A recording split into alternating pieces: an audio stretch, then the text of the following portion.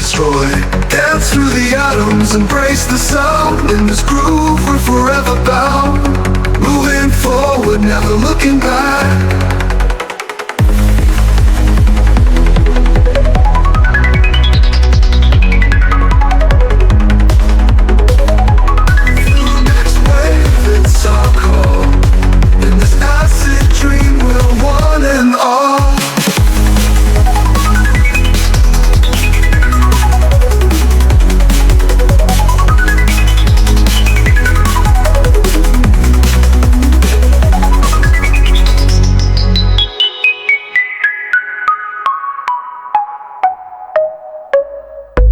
Olá pessoal, aqui é o GX falando. Hoje vamos explorar as teorias mais mirabolantes sobre a provável extinção dos dinossauros, seus furos e pontos fortes. Qual delas para você se encaixa melhor? Antes de começar, quero agradecer a todos que escolheram acompanhar a evolução do canal e agradecer aos inscritos. Quem deixar o like, fica aqui também o meu obrigado, bora? Durante décadas, aprendemos na escola que os dinossauros foram extintos por um meteoro gigante. Mas, e se essa não for toda a verdade? E se existirem evidências ignoradas, teorias alternativas e registros antigos que contam uma outra história? No vídeo de hoje, vamos analisar as 3 principais teorias sobre a extinção dos dinossauros: o impacto do meteoro, as mudanças climáticas e, por fim, a teoria do dilúvio, incluindo evidências históricas e arqueológicas que poucos conhecem. De acordo com a teoria mais popular, um meteoro de 10 a 15 quilômetros de diâmetro atingiu a península de Yucatán, no México, há cerca de 66 milhões de anos. A explosão teria causado terremotos, tsunamis e uma nuvem de poeira que bloqueou o Sol, resfriando o planeta. Quais são as prováveis evidências dessa teoria? Cratera de Chicxulub, camadas de irídio em sedimentos ao redor do mundo. No entanto, existem furos nesta teoria que não batem. Fósseis de dinossauros encontrados em camadas posteriores ao impacto. Sinais de declínio gradual das espécies antes do impacto. Muitos grupos de animais e plantas sobreviveram às supostas condições apocalípticas. Outro detalhe importantíssimo é que o fenômeno fóssil não teria ocorrido com o impacto deste suposto meteoro. O que cai por terra a teoria da extinção por conta de um meteoro. A fossilização não é algo comum. Para um organismo virar fóssil, ele precisa ser soterrado rapidamente, de forma a ser protegido da decomposição por oxigênio, bactérias, animais e o tempo. Se ele morrer ao ar livre, vira pó, não fóssil. Agora pensa, se um meteoro tivesse matado a maioria dos dinossauros, com calor, radiação, escassez de alimento e morte lenta por fome ou frio, cadê os cadáveres espalhados, apodrecidos ou desintegrados no solo? Como milhões de fósseis teriam se formado em posição de sofrimento, arqueados, como se estivessem sufocando. Se o impacto tivesse sido a causa principal, muitos dinossauros teriam morrido ao longo de dias, semanas, até meses, e os cadáveres teriam sido espalhados e degradados. Isso não gera fósseis em massa, muito menos em camadas de quilômetros de espessura, como ocorre no registro fóssil. Isso é melhor explicado na teoria criacionista do dilúvio, que vamos ver mais adiante. Fica comigo até o final se quiser entender. Agora vamos explorar a segunda teoria: mudanças climáticas. Outra teoria sugere que um esfriamento global provocou a escassez de alimentos e a morte em massa. Causas possíveis: atividade vulcânica intensa, mudanças orbitais, gases na atmosfera. Sim, esta teoria aponta que muitos e não todos foram extintos por inanição, por não conseguirem se adaptar às novas condições climáticas terrestres do planeta. Quais são as evidências? Depósitos glaciais e queda nos níveis do mar. Redução na biodiversidade vegetal antes da extinção, ou seja, houve um período onde a vegetação do planeta ficou escassa por conta desta mudança no clima. Guarda essa informação, porque ela vai ser importantíssima mais pra frente. E quanto às contradições? Dinossauros adaptados ao frio, ninhos no Alasca e Canadá. Plantas e pequenos animais continuaram vivos. Mudanças climáticas costumam ser graduais, não tão abruptas. Ou seja, esses supostos ninhos de dinossauros em regiões frias do planeta indicam que alguns conseguiram até se adaptar por um tempo. Mas não explica a extinção em massa de todas as espécies e nem o fenômeno fóssil. Agora, vem a teoria que, embora seja muito debatida entre os cientistas criacionistas e evolucionistas em comunidades científicas. ela nunca será aceita no meio acadêmico científico. Por uma única razão especial. Essa teoria acabaria com anos de estudos e crenças darwinistas sobre a evolução dos seres vivos e do planeta. É como pegar anos de estudos científicos evolucionistas e jogar no lixo. Estou falando da teoria criacionista sobre o dilúvio. A visão criacionista propõe um cataclismo global conhecido como o dilúvio de Gênesis. A água teria soterrado dinossauros rapidamente, preservando fósseis em condição impressionante. Quais são as evidências do dilúvio? O que ele explica? Vamos por partes. Para quem já me acompanha desde o começo, já sabe que aqui já apresentei algumas das inúmeras evidências do dilúvio. Sim, eu obviamente acredito na narrativa bíblica. Mas também reconheço que ela não explica tudo. Por exemplo, como os cangurus chegaram à Austrália. Mas acredito que já tenho uma resposta para isso. Vamos falar das evidências. Temos camadas de sedimentos depositadas rapidamente ao redor do mundo.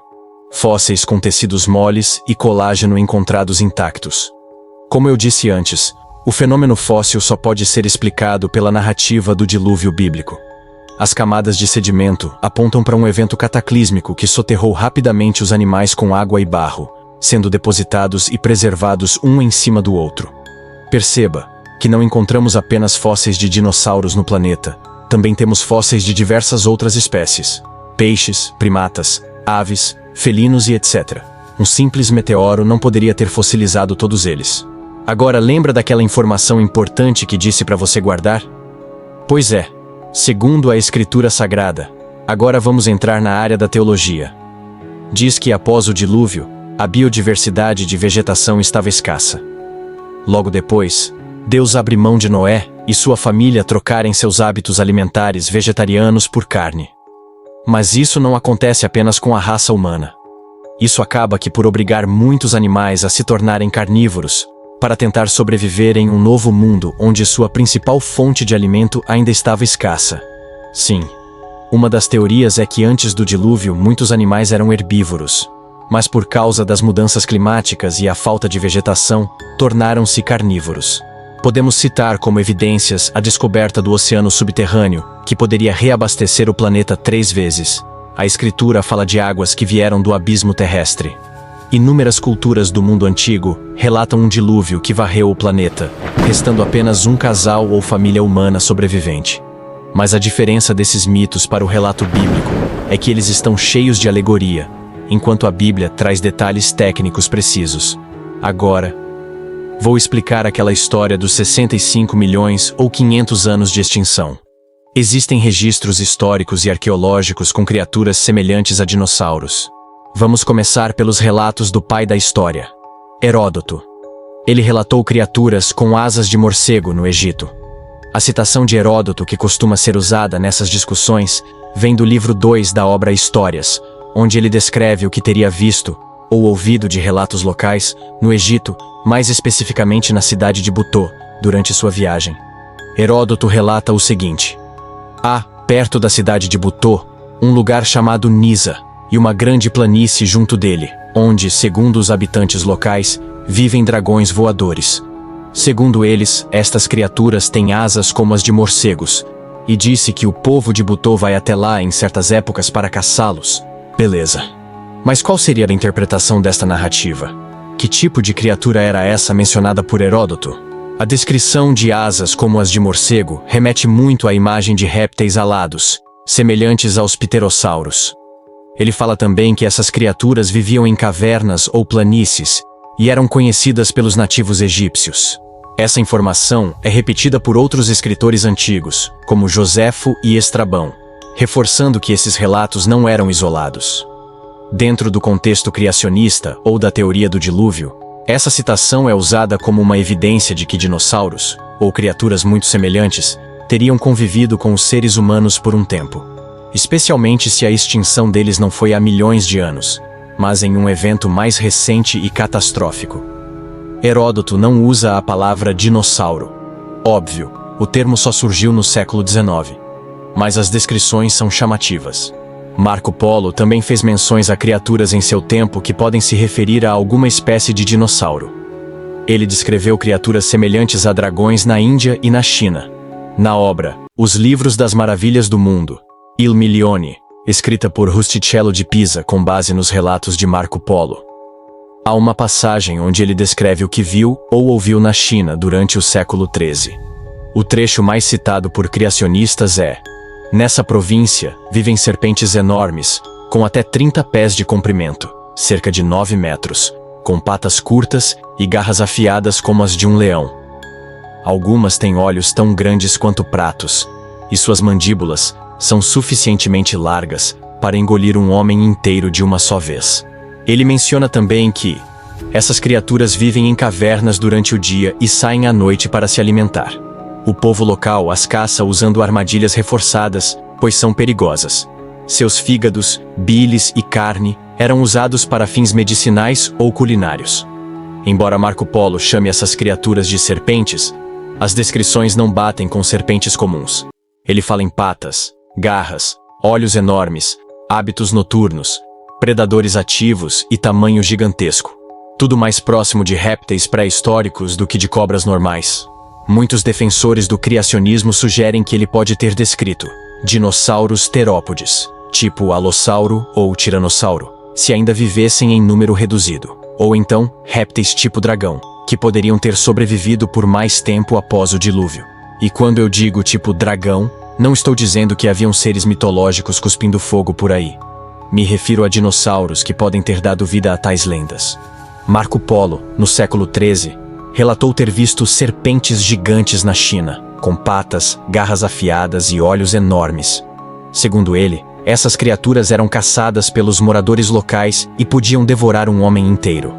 Seriam apenas exageros, ou uma memória viva de criaturas que a ciência diz que desapareceram milhões de anos antes. Também existem itens arqueológicos que sugerem um suposto convívio entre estes animais e os seres humanos. Cilindros mesopotâmicos com figuras de braquiossauros entrelaçados. Os cilindros mesopotâmicos são pequenos carimbos cilíndricos usados na antiga Mesopotâmia, região do atual Iraque, para marcar argila com imagens em relevo. Eles eram como assinaturas visuais de reis, escribas ou comerciantes. Mas o que chama a atenção é que alguns desses cilindros trazem figuras muito semelhantes a dinossauros, mais especificamente a braquiossauros, com longos pescoços entrelaçados, o que não bate com a fauna conhecida da época. O exemplo mais citado é o cilindro acádio de aproximadamente 3.300 anos antes de Cristo, atualmente sob custódia do Museu de História Natural de Londres.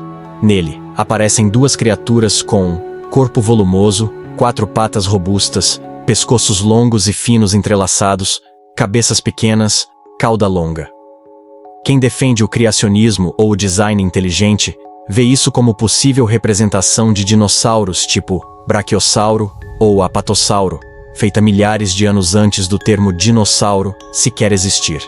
Os estudiosos mais céticos alegam que as imagens podem representar animais míticos, como serpentes aladas ou deuses híbridos, ou então criaturas simbólicas, que remetem à fertilidade ou ao equilíbrio cósmico. A semelhança com dinossauros seria coincidência ou interpretação forçada com base em conhecimento moderno.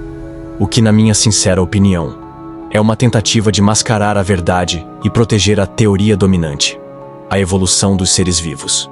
Também temos como uma provável evidência tumba do bispo Richard Bell, de 1496, em Carlisle, Inglaterra, mostra entalhes de animais com corpos robustos, longas caudas e pescoços entrelaçados, muito semelhantes a dinossauros saurópodes. Ela fica dentro da própria catedral e passou por restaurações e limpezas no século XX. Foi nesse processo que os pesquisadores e historiadores notaram algo curioso nos entalhes ao redor da laje da tumba. Ao longo da borda de bronze da laje tumular, existem diversas figuras de animais entalhadas, a maioria típicas da fauna medieval. Mas duas delas chamaram atenção especial. Aparecem duas criaturas grandes, com corpos robustos, caudas longas e pescoços estendidos e entrelaçados. A forma geral lembra claramente um par de dinossauros saurópodes, tipo Brachiosaurus ou Apatosaurus. O mais impressionante, esses entalhes foram feitos cerca de 350 anos antes do termo dinossauro ser criado, que surgiu só em 1842 com Richard Owen.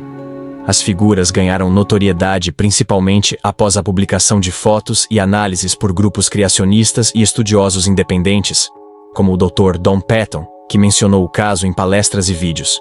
Pesquisadores do campo do design inteligente e criacionismo passaram a usar essa tumba como uma possível evidência de que humanos antigos tinham conhecimento visual de criaturas similares a dinossauros. Céticos dizem que podem ser crocodilos, lagartos estilizados ou animais mitológicos, e que os pescoços entrelaçados seriam apenas um elemento decorativo comum. Mas mesmo assim, a forma anatômica, o corpo, a postura, a cauda longa, foge totalmente ao padrão das figuras medievais conhecidas. A tumba do bispo Richard Bell, feita no final do século XV, contém entalhes de 2 animais que lembram fortemente dinossauros saurópodes. Descobertos em restaurações posteriores, os desenhos desafiam a ideia de que o conhecimento sobre dinossauros surgiu só na era moderna, e são citados como uma possível evidência de que os seres humanos antigos viram esses animais com os próprios olhos. Eu poderia ficar aqui o dia inteiro só mostrando fotos e descobertas arqueológicas que poderiam fortemente refutar a teoria da evolução dos dinossauros em perus de Natal. Pinturas rupestres em Utah e gravuras de aborígenes australianos mostrando lagartos gigantes. Mokele Mbembe, no Congo, descrito como um dinossauro vivo, o monstro do lago Ness, e até a carcaça pescada por japoneses em 1976, semelhante a um plesiosauro. E esse aqui é a evidência mais gritante que até hoje a comunidade científica tenta silenciar. Só para que a teoria dominante continue sendo a razão e a verdade absoluta que não pode ser questionada por pensadores e pessoas que não vivem ligadas no automático.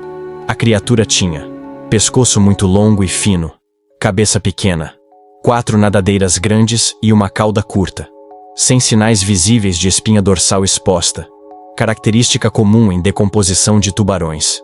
Pois é, os céticos evolucionistas, em uma tentativa desesperada de proteger o evangelho darwiniano, disseram se tratar apenas de uma carcaça de tubarão. Por mais ridículo e desonesto que isso possa parecer, qualquer ameba acéfala perceberia que a anatomia do animal era diferente de um tubarão. Cara, sinceramente, ou as pessoas são incapazes de usar o cérebro, ou se fazem de idiotas. O diretor de bordo, Yoshiharu Tsuchiya, ordenou que fotos fossem tiradas de todos os ângulos. Alguns fragmentos da carcaça foram coletados para análise antes de a carcaça ser devolvida ao mar, para evitar que contaminasse o peixe fresco da embarcação. A empresa enviou amostras do tecido para análise por especialistas em biologia marinha no Japão.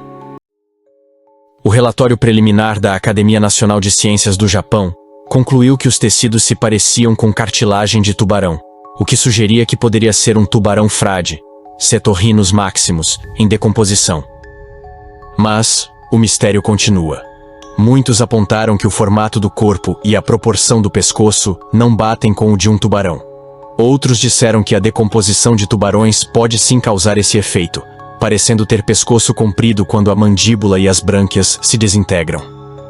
Criacionistas e defensores do design inteligente acreditam que a descrição bate muito mais com um plesiosauro, e que o caso foi abafado com a explicação padrão. Mas, Gustavo, a teoria do dilúvio não explica como os cangurus chegaram à Austrália. Sim, meu querido. Aí sou obrigado a concordar com você. A Bíblia não responde todas as nossas dúvidas e mistérios ocultos. Mas eu vou arriscar teorizar aqui. Se irmos pelo raciocínio de que após os eventos da Torre de Babel, os povos se espalharam pelo mundo, podemos concluir que cada um desenvolveu seus costumes, tradições e dialetos, assim como podem ter carregado consigo mantimentos e animais durante o trajeto ou viagem. Outra hipótese que arrisco dizer é que nos tempos antigos havia muito comércio marítimo entre povos, embarcações que levavam mantimentos, roupas, artes, joias e etc. Então é provável que animais também podem ter sido usados como moeda de troca. Mas isso é só um palpite, não tô fazendo nenhuma afirmação aqui. A proposta do vídeo é fazer vocês refletirem. Hoje em dia, as instituições de ensino preparam pessoas para seguirem o sistema e não questioná-lo. Então, meu querido e minha querida telespec, não seja mais um ligado no automático, com uma espécie de viseira que lhe impede de ver e questionar o mundo à sua volta. Não seja mais um peão no sistema mundial. Seja um pensador e questionador. Eu não tenho medo nem vergonha de afirmar que sempre acreditei no relato bíblico. Para mim, apenas algumas espécies básicas foram preservadas na arca, ainda filhotes no vigor reprodutivo. Mas após o dilúvio, os dinossauros que permaneceram vivos tiveram que se adaptar a um novo habitat mais severo e com menos vegetação. Muitos não conseguiram se adaptar às novas condições climáticas pós-dilúvio e morreram por inanição, fome e também por caçadores-coletores. Gustavo, você é maluco? Homens e dinossauros juntos? Os seres humanos seriam extintos. Cara, para começo de conversa, esquece essa visão hollywoodiana de dinossauros sedentos por sangue. Quando você vê um crocodilo deitado tomando uma cor no sol, você se sente ameaçado? Olha os leões, eles passam mais tempo dormindo do que apavorando suas vítimas. Tira essa imagem mitológica de animais gigantes devoradores de carne, porque eles não eram assim. Eles eram menores do que os filmes mostram. Só o tiranossauro era do tamanho de um elefante africano, não era aquele Godzilla. Já foram encontrados restos de vegetais no intestino de dinossauros que eram considerados carnívoros. Você pode pesquisar aí. Mas existem artigos científicos dizendo que a grande maioria dos dinossauros que achávamos ser carnívoros eram na verdade herbívoros. Você já viu um urso panda? Já viu suas presas afiadas? É para comer bambu. E o gorila? Por acaso eles comem carne? Não. Então sim, acredito que homens e dinossauros são contemporâneos. E ainda deram origem às lendas mais incríveis sobre dragões na antiguidade. Os caras desenhavam animais que faziam parte de seu espaço. Desenhavam cães, bois, veados, morcegos e etc. Agora, quando você se depara com uma arte de um dragão, você associa ao mitológico? Já ouviu falar do Kraken? Pois é, existe uma lula colossal que pode chegar até 18 metros de comprimento. Uma verdadeira predadora de tubarões e baleias. Da onde você acha que a lenda do Kraken foi inspirada? Usa a cabeça. Se você disse da lula colossal, meus parabéns, você ganhou o prêmio Nobel. Na minha concepção, a maioria das lendas e mitos que encontramos ao redor do mundo tiveram algum ponto de verdade que inspirou as histórias que conhecemos hoje. 3 teorias. 3 formas de explicar um mistério que ainda intriga a humanidade. Mas será que a verdade está mesmo onde sempre disseram? Ou seria hora de olhar para outros lados, escutar outras vozes e considerar aquilo que sempre nos disseram para ignorar? Comenta aqui embaixo. Qual teoria faz mais sentido para você? Meteoro, clima ou dilúvio? Se você gostou, deixa o like para fortalecer, inscreva-se no canal e venha fazer parte do Clube dos Malucos Curiosos. Aqui é a casa das ideias malucas e das teorias que vão explodir sua mente.